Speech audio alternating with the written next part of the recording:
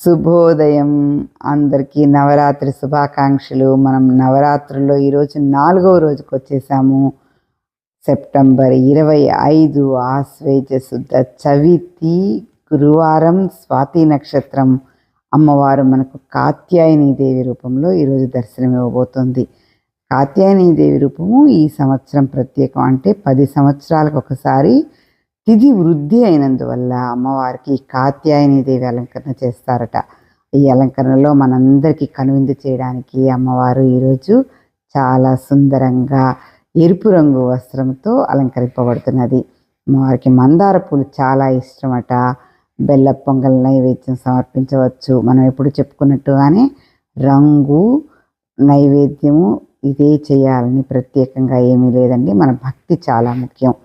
అమ్మవారికి పూజ చేసినందువల్ల మనందరిలో ధైర్యం పెరుగుతుంది, విజయం సిద్ధిస్తుంది.